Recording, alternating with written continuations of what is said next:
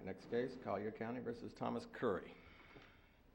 Greg Woods on behalf of Collier County.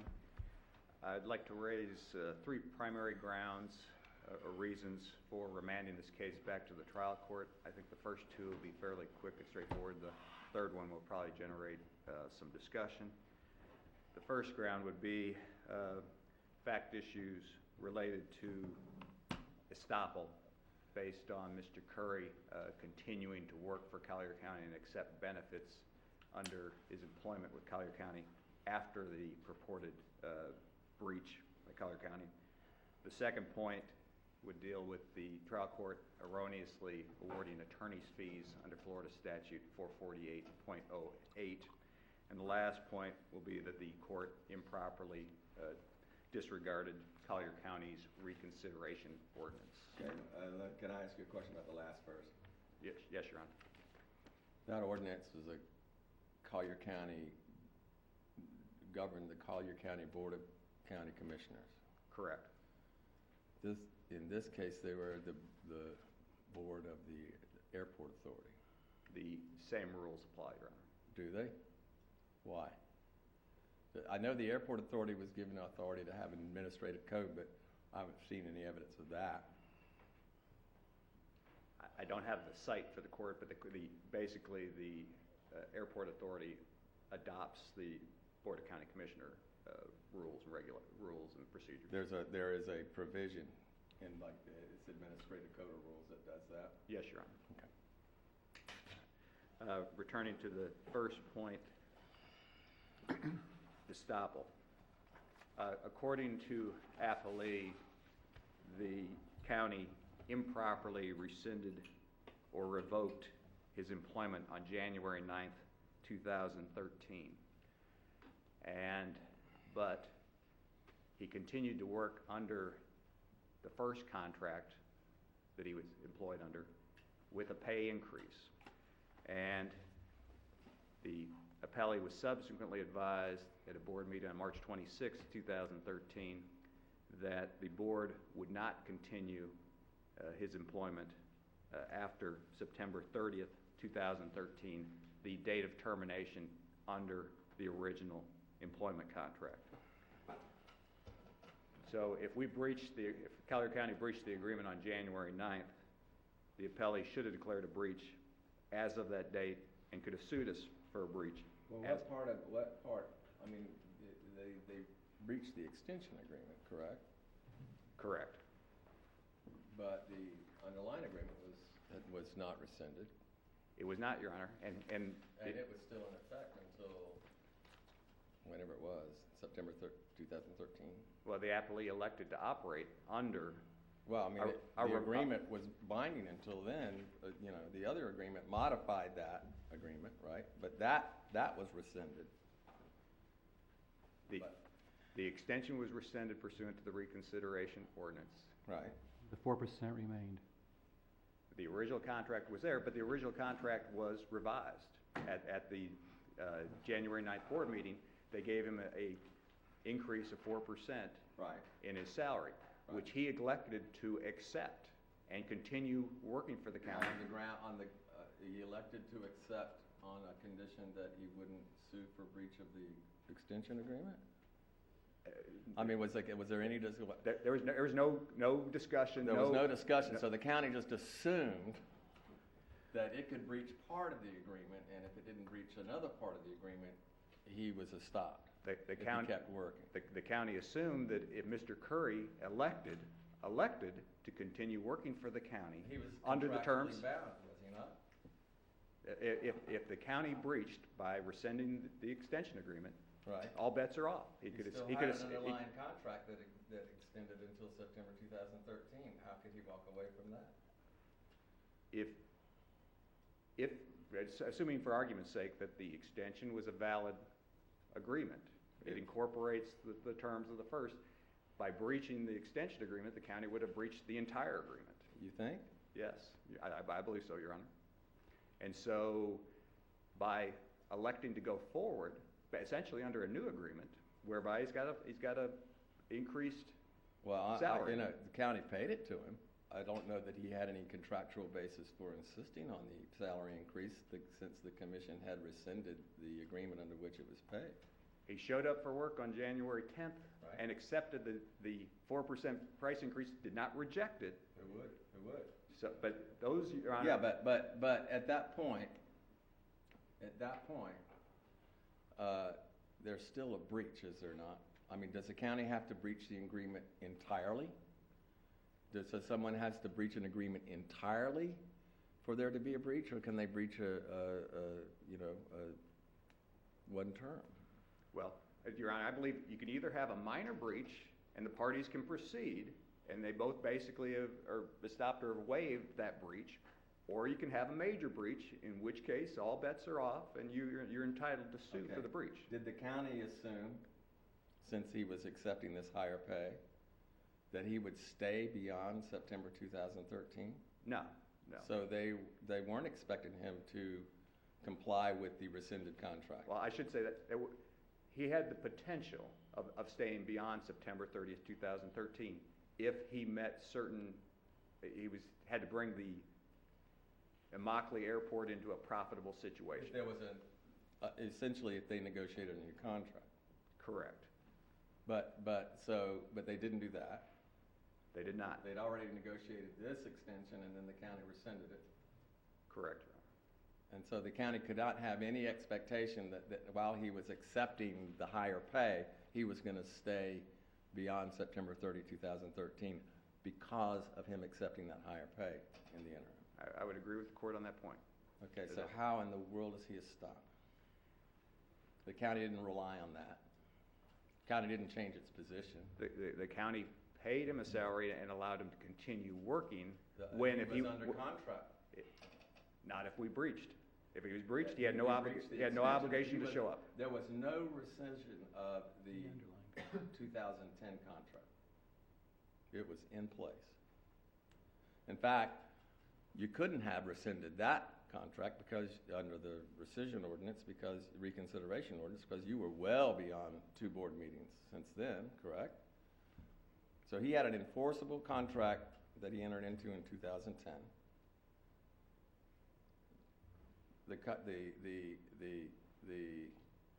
And in fact, the extension agreement didn't restate the whole contract. It just had a few. Those provisions are changed.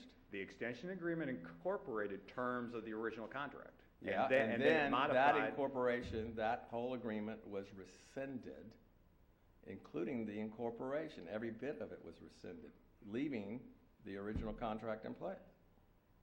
How in the world could you continue? He didn't have another an existing contract that still had, a year to go or whatever it was. If we breached an extension which incorporates the terms of the original contract, we've breached the entire. You got some law for that. We breached the entire contract. Now, and in fact, because the reconsideration provision is to reconsider a vote.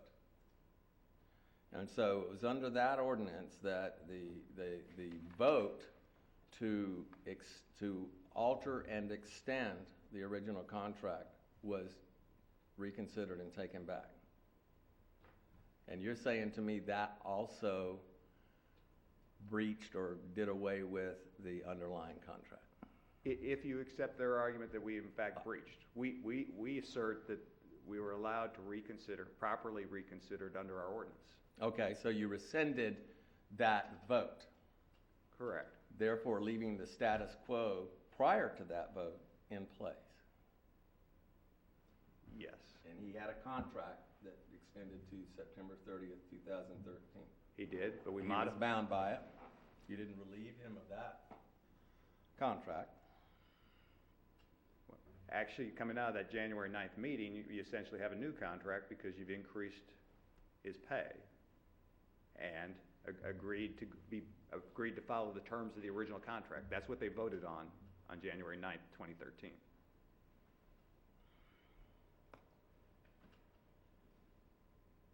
They agreed to be bound by a contract they were already bound by? They essentially said we're rescinding the extension in the original offer. Live up to the new contract. We will give you a contract until September 30th, 2013, under the terms of your original agreement with a 4% pay increase. That was the motion at the January 9th. Did he offer anything in return? He did not object to the terms, and he proceeded to work under the terms. I think he was already working under a contract. County commissions can do whatever it wants. I mean, he sued under the contract and tried to rescind. But Your Honor, clearly, between the factors of whether he worked or not, I mean, you can't just say, okay, here's a contract, and now we're going to vote to rescind. I mean, we're going to vote to extend the contract, and now we take that vote back, and now we unilaterally make another contract when this contract already exists. We made a contract in January 9th. I think the problem here is the county commission misapprehended what it thought it was doing. Under our reconsideration order, we were allowed to reconsider the issue, and we did. The ordinance reads. And the other side says, okay, you get to reconsider that extension, but that doesn't mean you can unilaterally say you escape the damages for breaching a contract. Well, I'll tell you that, in the state law, there's a similar thing. Any agreement we enter into, for instance, as a state entity, is subject to legislative funding, right? But the law says we have to put that in our contract. So the other side agrees, yes, the contract I'm entering into is subject to state funding, but that was not in, your reconsideration rule was not in this extension. It's not explicitly in there, but under the law of the state of Florida, and I've cited the court to 3 cases that when you're dealing with a government entity, you're presumed to know the law. You are presumed to know all the things you have to do to comply with entering into a contract with the government. And the final case that I cite, the Brandt versus Brandt case, stands for the proposition that all existing laws are incorporated into the contract as if they were explicitly written therein. And you got to remember, Mr. Curry is management level Collier County employee. He's attended numerous meetings. He knows the reconsideration ordinance. He knows he doesn't have a binding deal until those 2 meetings proceed and pass. How do you reconcile the position of incorporation as compared to the express language of the contract that says, the text herein shall constitute the entire agreement between the parties? That's what the contract says. And there's nothing about delay or incorporation. It says, the text herein shall constitute the entire agreement between the parties. Section 20, general provisions. I mean, Your Honor, I think that is a clause that's standard for most contracts because you don't want somebody saying there was an oral promise to do X, Y, and Z. But that wouldn't apply to the case law, which says we incorporate the existing laws that are in place, apply in the as terms and construction of this agreement, and that's what we have here. The Collier County ordinance was valid and enforceable. Mr. Curry certainly knew about it, and it became a part of the agreement. And he was aware that the county could reconsider. It was any matter may be voted upon and be reconsidered as follows, and this is something that could be reconsidered and voted on by the county commission.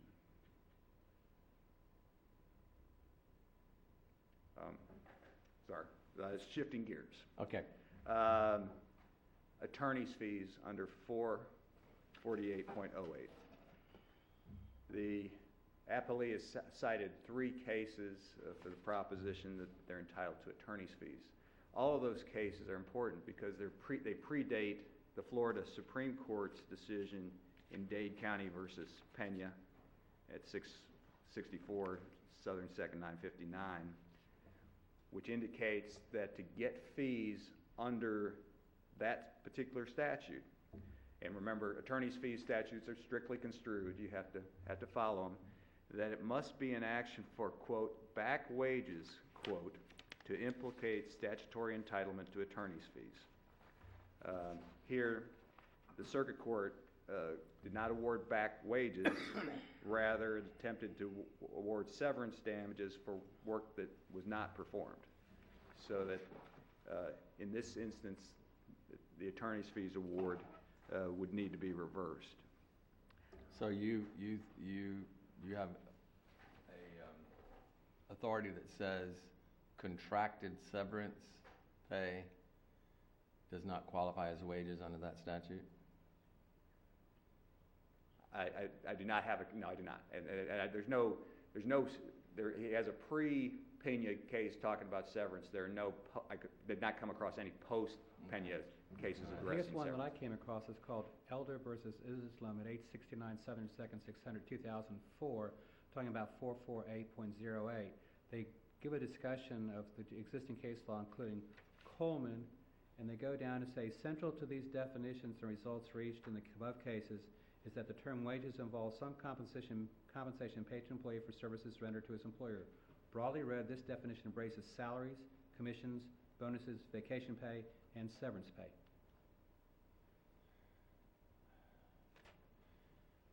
You're right at your rebuttal time, I'm sorry. Oh. We've helped you burn it, but we do that sometimes.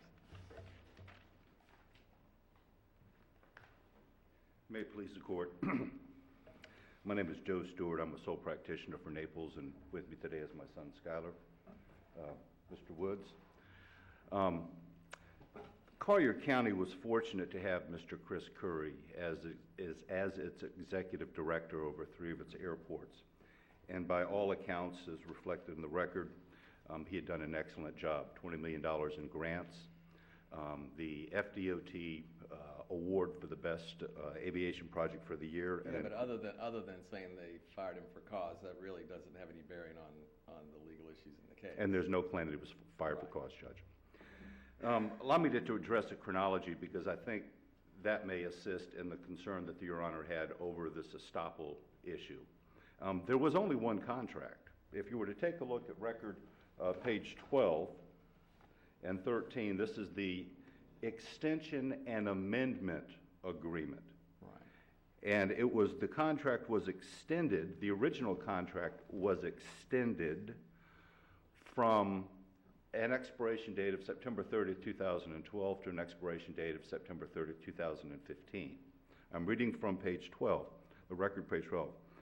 Whereas the employer and employee wish to amend the agreement to comport with a particular statute which increased the severance pay, and to extend the term of the agreement to September 30th, 2015. So we take the position that the old